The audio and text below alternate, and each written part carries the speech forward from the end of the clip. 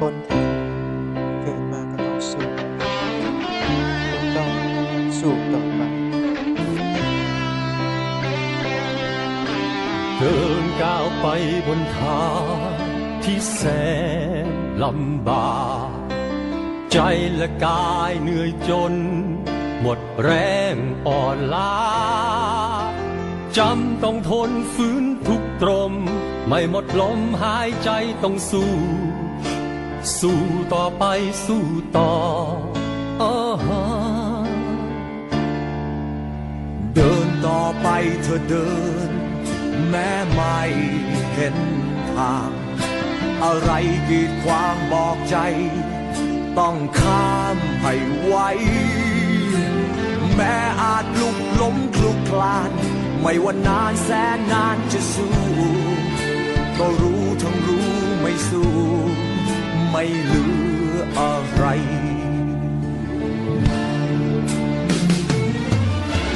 แม้จะมองไม่เห็นทางโลกสลัวไร้แสงสว่างไร้คนช่วยนำทางแต่ใจบอกตัวไม่ต้องกลัวเกิดเป็นคนชีวิตต้องสู้สู้จนยิบตาดูให้ดีจะมองแต่โลกในแง่ดีชีวิตนี้แสนมีคุณค่าที่ผ่านมายิ่งทำให้เราแกร่งแข็งสักวันชะตาต้องหมุนเวียนเปลี่ยนแปลพันทุกทมคลี่คลายและฝันที่เราฝันไปจะกลายเป็นจริง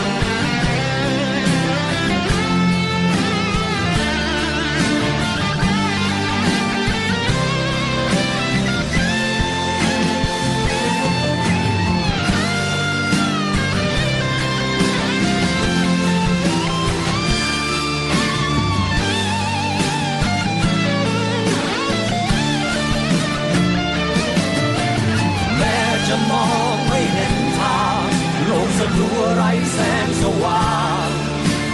ไร้คนช่วยนำทางแต่ใจบอกตัวไม่ต้องกลัวเกิดเป็นคนชีวิตต้องสู้สู้จนยิบตาดูให้ดีจะมองแต่โลกในแง่ดีชีวิตนี้แสนมีคุณค่าที่ผ่านมายิ่งทำให้เราแข็งแข็งวันนี้ชะตาได้หมุนเวียนเปลี่ยนแปรพันทุกตรมคลี่คลายความฝันที่เราฝันไปก็กลายเป็นจริง